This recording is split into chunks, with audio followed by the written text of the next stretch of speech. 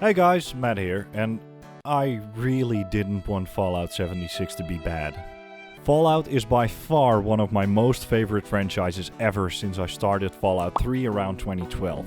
The Fallout 4 reveal at E3 is still one of my most excited things I've ever watched in my life. So needless to say, when out of nowhere Fallout 76 got revealed, Country roads. I was really excited. Maybe it was just Todd Howard's magic ability to sell shit like it's made out of gold. Maybe it was just me being way too excited for a new 200 plus adventure in the Fallout universe much faster than I expected. Come to Papa! I mean, really, a new Fallout game already? Not just DLC? A completely new world to explore? What's the catch? Well, first of all, it turned out to be an online multiplayer game that literally no one asked for. Fallout has always been about single-player adventure and exploring by yourself. This didn't feel like a logical step for the franchise, but more like a smelly way to gain a quick buck off of the popularity of huge live service multiplayer games. Now, I don't want to go too much into detail on the release and first months of the game. You fucked it up! Because if you haven't heard about every single thing that went wrong with this game, you must have been living under a rock. But, second of all, bugs and glitches, crashes, missing assets, frame rate issues, more bugs, more crashes, server connectivity issues, etc, etc, etc. Where people found the bugs in Bethesda games fun and charming 10 years ago, this game became virtually unplayable because of it. And saying that is still an understatement. People were unable to look at the game's mechanics, world, lore, etc. simply because they couldn't get into the game. So every review you watched back in 2018 was just a summary of broken glass thrown into your eyes. Texture glitches, more frame rate issues, more crashes, people lost their progress out of nowhere. This whole game just didn't work. All of this just Doesn't work. And when the game actually did work, you were welcomed by the fact that this huge new open world didn't have any NPCs. So all you could do was walk around hoping you'll encounter one of the arguably pretty awesome new creatures and pray on your bare knees the game wouldn't crash. Unfortunately, that's not where the problem stopped, because as soon as the live service part of the game started to show up, people were just getting ripped off left, right and center. The way too expensive deluxe edition of this game came with a nylon duffel bag instead of the promised high-grade material one. You were able to buy emotes and stickers that were worth around 20 bucks in real life money. And oh my god, Fallout First. You want a private world, unlimited storage space, some extra skins and outfits other people won't have? Well, that's gonna cost you 120 bucks a year. For months on end, it was just controversy after controversy, and for much of the fanbase, it just became way too much. I played the game all the way back on release, praying that it wouldn't be that bad. But after playing it for around 20 hours, in which it crashed so many times I lost count, I basically just walked through the game without encountering anything interesting, and my house got destroyed 4 times. There was one thing that made me put the game away for almost 3 years, and that was the storage space. Fallout has always been about scavenging for me. Finding new loot, building up your own home and grabbing everything you can because it might come in handy later on. After realizing this huge new world had a storage capacity of 600, I just gave up. The core Fallout experience that I loved was gone, and so was my excitement. But now it's 2021 and the game has had so much time to become that what was promised. But did it? Have the developers used the last years to bandage the unholy mess they created, or did they leave it to bleed to death? That's why I grabbed my camp, put on my vault suit and went back into Appalachia to answer the question, Fallout 76, is it any good yet?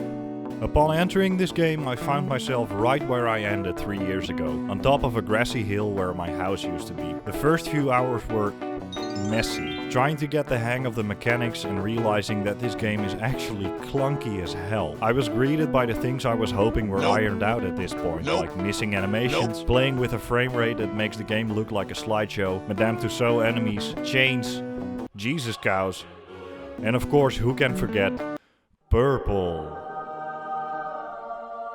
Nope. Right from the get-go, I was starting to think that this game was just unsavable and I was wasting my time here. But hey, at least the storage capacity went up to 1200. There's still a cap on it, but it's better than it was. Walking around this game, it looked like not a lot has changed. I encountered a lot of the same enemies, neatly equipped with their bugs and glitches, but the big difference was my quest list. It was filled with new stuff to do, which is not that weird since a lot has been added since release. So let's do a quest, I thought. This boiled down to following a Protectron who is apparently suffering from polio for what felt like hours. That's when I also met my first NPC. The conversation was boring and slow, the voice acting was all over the place, and the character animations were, well, let's just say not very next gen. It certainly will. I explored the university, which was empty. I went to the airfield, that was empty. I started roaming around a small town, that was empty. On top of that, I found a scrap box and I wanted to check out what it did. And I needed Fallout First for that. I wanted to equip a high-powered weapon I just found, and I couldn't because it had a level barrier. I wanted to fast travel, but that cost money now. So I was forced to make my way, skipping through a field of irradiated plants, listening to a soundtrack that has been the same for every Fallout game for the past 13 years.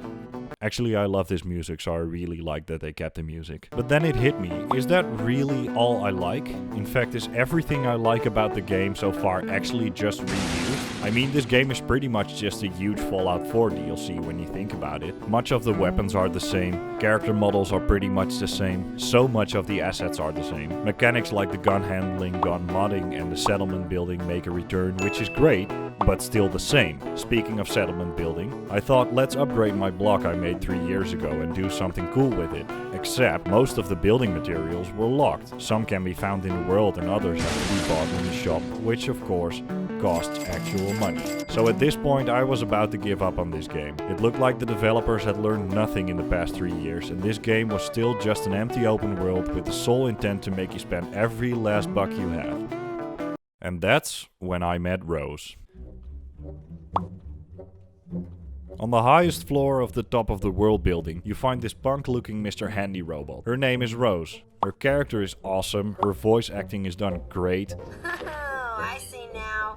You're here about that guy, huh? And her quests make you explore the world a bit more, so that's exactly what I started doing. And that actually slowly started to pique my interest. I found new enemies I hadn't encountered before, new areas that started looking more and more interesting. I started to realize how many weapons are actually in this game, from a simple pistol to a Gatling gun or a musket. Throughout the game you'll find yourself exploring wide-stretched irradiated wastelands, destroyed cities, huge forests, buildings filled with stuff to collect and shape a story of what happened before, during and after the bombs dropped. Characters with interesting stories, quests that can be challenging, useful, interesting and of course like a true Fallout game, goddamn hilarious. Leave it to a Fallout game to make something as boring as a DMV visit one of the funniest moments I had in this game. Coffee break terminated. Around every corner you will start to find encounters filled with that charm you came to know and love from a Fallout game. Be that a new quest like helping out an astronaut who's been in space so long she doesn't even know the world has ended, random encounters like this robot that tried to rob me, or one of the many creatures you can find, both old and familiar like Deathclaws, and completely new ones like Mothman and Scorch Beasts. Before I knew it, I was 30 plus hours into the game and I was hooked. I went back to my settlement with my newly acquired loot, stored it all because there's actually space for it right now, and started working on a new house. That's when I realized how much I still wasn't seeing in this game. Throughout the game you'll find plans and recipes you can then use to craft new things in your settlement. Me, being the dumbass that I am, wasn't aware of the fact that I collected around 100 recipes and plans already. On top of that, the game has challenges. Complete these challenges and you'll be rewarded with Atom Points and something called Score. The Atom Points can be used in the shop to buy new skins, items, emotes, etc. The Score is used for this game's version of a battle pass. The more score you get, the more new items you'll unlock. So not only do you get free stuff simply by playing the game, you can also get the game's currency simply by playing the game. upon realizing this, I was just so incredibly happy. In comparison, the roadmap you have in Call of Duty games is you get some things for playing for free and a lot of things for playing with the Battle Pass. In this game, you have some things if you have Fallout first, and you get a lot of things if you just play the game a lot. So at this point I gathered a pretty respectable array of weapons, made a huge and dare I say awesome looking settlement, and the best part is that I had the ability to spend money if I really wanted to, but I didn't have to. If I wasn't already hooked, this was the exact moment that made me really like this game. After 30 plus hours of the game, I still haven't even scratched the surface of everything you can discover in this game. I'm gonna say it again, this game is huge. But let's just get back down from the clouds for a while. I'm not bothered with the fact that this is a multiplayer game. In fact, I had some seriously funny moments with other players and I love checking out other people's settlements. But the multiplayer aspect does hold the game back a lot. No longer will you see huge open world events like the coming of the Brotherhood of Steel in Fallout 4 or blowing up Megaton in Fallout 3, simply because the world has to stay pretty much the same for everyone. You can't make these huge decisions anymore because you're not the only main character anymore. Simply put, the world doesn't revolve around you. This means that quests are very interesting story-wise, but gameplay-wise they boil down to hour-long fetch quests. You go to an NPC, they send you to pick something up, you go back and give them the item, they send you on your way again to do exactly the same over and over and over again. If you're not interested in the stories this game tells, the game will get boring very quickly. Especially because this world is so huge, you do unnecessary amounts of walking through barren landscapes just to grab one item for a quest, or you get sidetracked 20 times letting you forget what you were even doing in the first place. Also, if you're not interested in reading a lot of notes and listening to a lot of holotapes, this game might not be your thing. But then again, neither will any other Fallout game in that case. This made me use fast travel a lot more than I did in other Fallout games, which of course is very counterproductive in an exploration game. In that sense, bigger doesn't always mean better. Something Fallout 4 and Horizon Zero Dawn do very well is make a relatively small map feel very big because it's filled with so much stuff. Long story short, this game has the risk of becoming a walking simulator if you're playing it in a certain way. Fallout 76 has been a roller coaster since release, which is unfortunately becoming more and more common nowadays with video games. The release now, fixed later mentality made it so that Black Ops Cold War released with only about 6 multiplayer maps, Rainbow Six Siege released broken and lost around 80% of its player base after the first few weeks, and No Man's Sky went from the most hyped game to the most hated game overnight. But what do all these games have in common? As soon as the developers fixed everything and made the game work in the way that they intended, these games thrived and became stories of successes instead of failures. In my opinion, Fallout 76 had the biggest gap to cross out of all of these games. The worldwide backlash by players and absolutely horrible way Bethesda behaved during and after the release of this game resulted in a broken game that made gamers furious and fans just straight up sad. But looking at the game right now, while still a buggy mess that crashes every now and then, you can see that this game is actually heading in the right direction. The addition of NPCs directly made the game feel much more alive and definitely more like a Fallout game. At this point, the game has the most content out of any Fallout game, and I can't help but applaud the developers for that. But